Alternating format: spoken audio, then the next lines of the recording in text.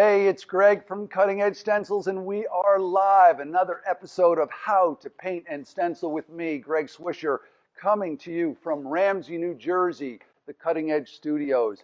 Today, we're going to talk about doing a tile floor project. Stenciling tile floors, cement tile, all the rage. What an amazing look. Okay, a lot of people are stuck with Home Depot, basic, builder's grade tiles. Uh, it gets a little boring after a couple of years, and you might want to go for a change here and be on trend. And what is trending right now is cement tile floors, and Cutting Edge has a wide variety of tile stencils to help you achieve that amazing look for really pennies on the dollar. So I've prepared a few tiles here. They all started out kind of like this, ceramic tile. You can also do this on just a concrete floor, on a subfloor, on plywood. You can do this on linoleum. The key here is just preparation and adhesion, and we're going to talk about that a little bit. So the main reason I think that you would want to do this project is you don't want to go through the demo. Who wants to go through the sledgehammer, the cement, the breaking this stuff up, the getting cut on this stuff, the breathing the dust, the whole giant mess that is part of retiling a bathroom? Now, if your tiles are there and they're secure and you've got a good foundation and you don't have loose tiles and they're not all broken up, you have a perfect situation, perfect scenario to stencil to get this incredible look really quite easy. There's just a few simple things to follow. So just imagine if you had to hire a professional to do your tile floors well. You know, they're bringing in wet saws. It's a huge, expensive project that we can avoid. So that's what we're going to do. So one of the big questions we get is, how do I measure my tile? Our tiles come in a couple of specific sizes. I believe it's 8, 12, 16. Tiles mostly come in exact sizes like that, 12, 16s. But lately, I've noticed that a lot of the stuff coming out of Home Depot is 11 and 5/8, 11 and 3/4. Now you get one of our 12-inch tiles and it's just a little too big. Here at Cutting Edge Stencils, you can call us. We will scale the stencil to your specific tile size. So I'm going to just show you here that I'll do it right here. Are we good here? So here's a tile. Here, you measure your tile. Let me see, I'll turn this the other way. I'm going to be over here. And you can see it's 11 and 3/4 inches. So what you need to do, if you're going to order a custom tile, you're going to call Cutting Edge and you're going to say, please scale a Santa Ana or Augusta tile to 11 and 3/4 inches. This way it's going to fit your tile. So that's the first thing, is you want to measure and you want to get the correct tile. So you're going to need some basic tools. It's really not that complicated though. I'll just go over quickly some of the tools that you'll need and just the basic process. The basic process, make sure your floor is in relatively good shape, not broken up, it's holding together, you don't have missing grout, things like that. And if you do, you can caulk your grout, you can fill those areas. I'm going to share this product with you here.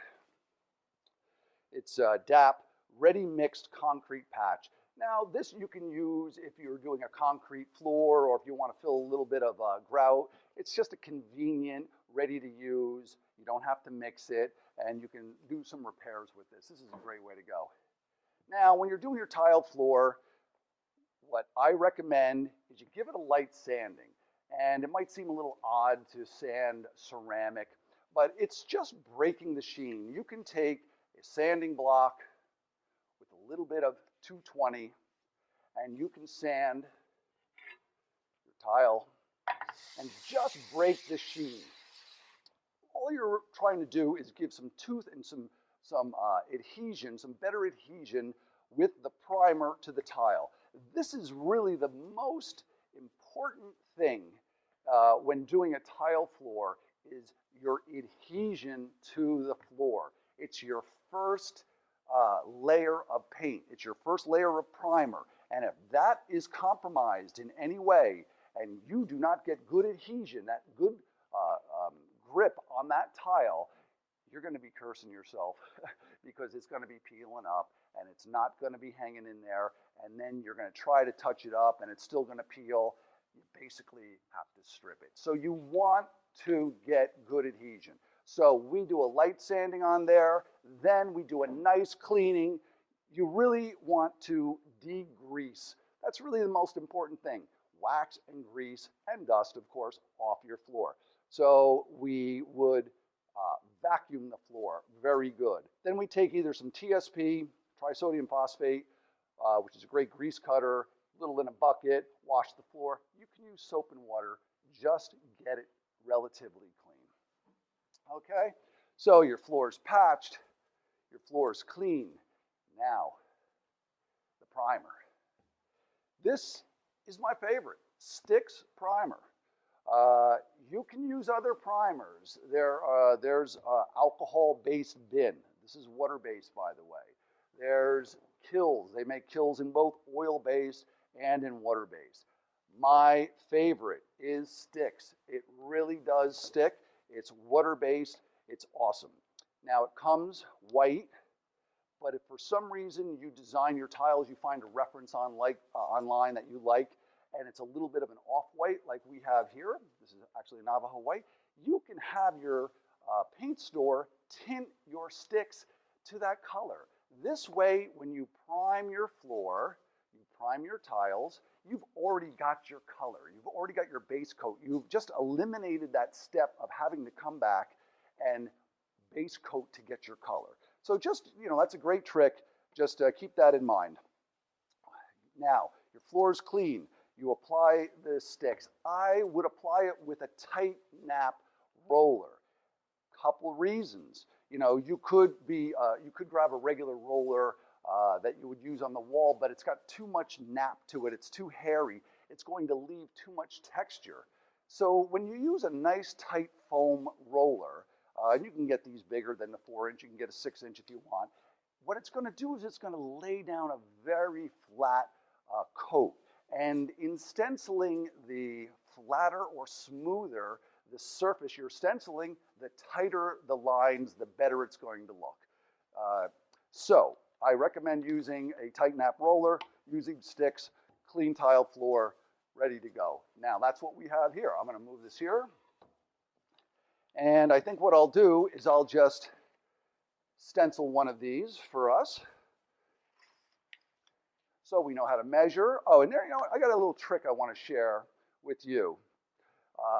We're going to be using this 12-inch tile here. Let me just pull this off. I don't need the tape. I want to share a little trick with you. I'm going to take this tape off. When you have a tile floor that,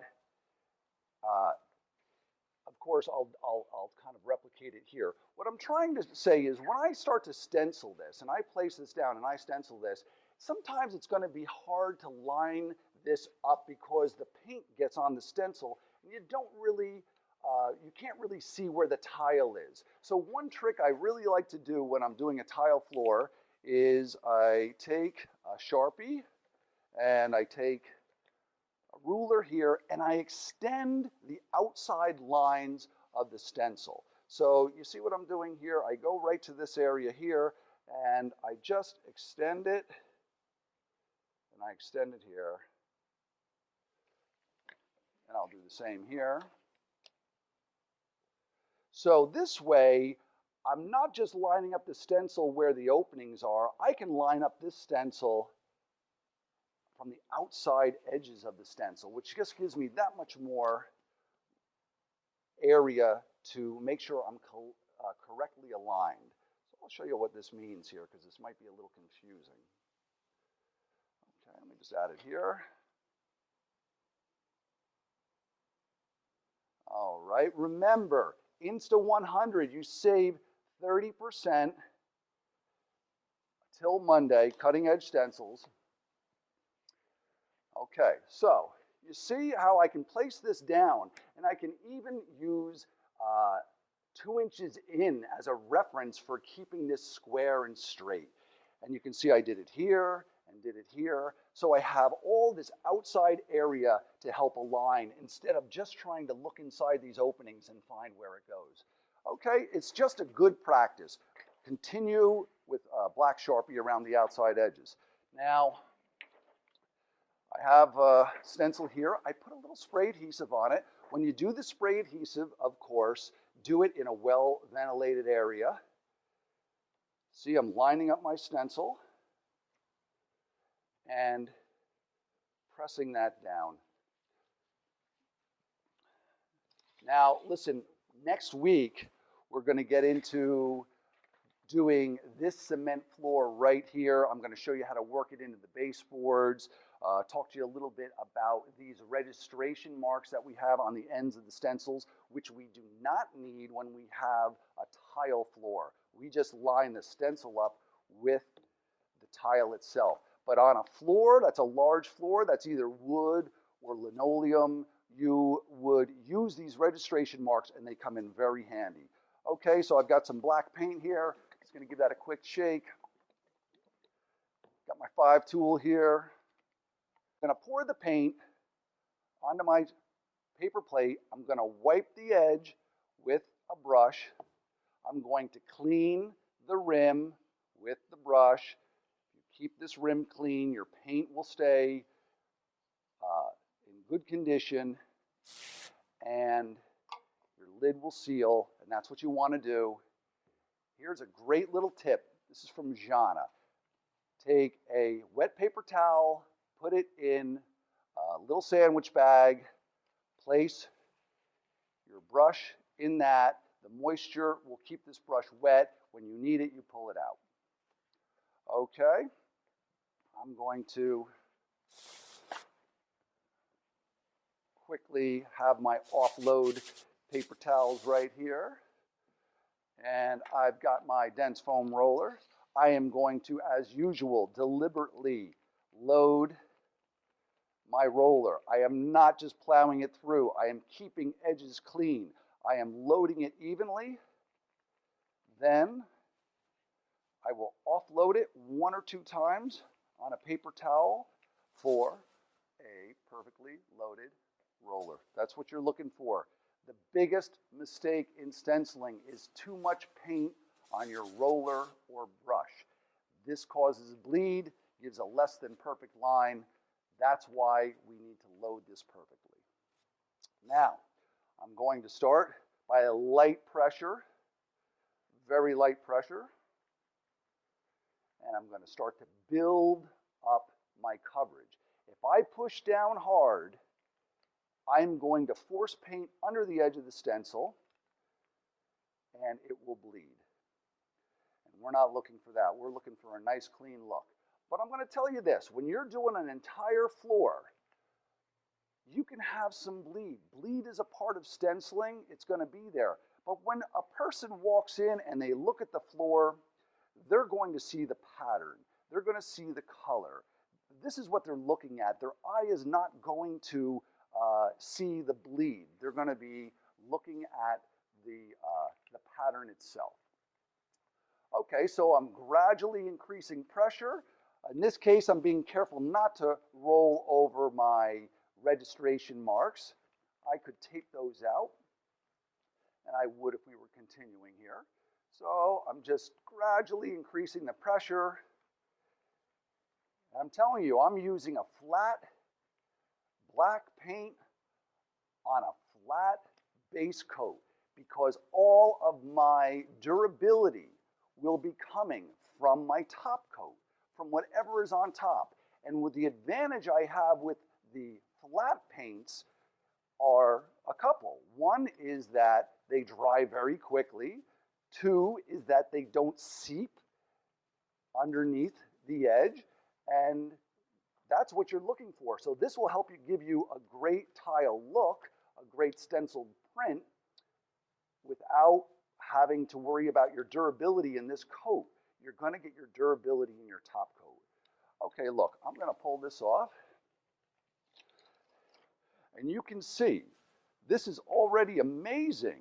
And when you start to multiply this over your entire floor, whether it's your bathroom or your kitchen or your sunroom, you'll just be shocked how beautiful and what a transformation from a regular builder's cheap tile. Listen, we're going to see you next time. Thank you again for 100,000 followers Instagram. Thank you. Make sure you go to Cutting Edge, put in Insta 100, save yourself 30%, and we'll see you next Friday at 11.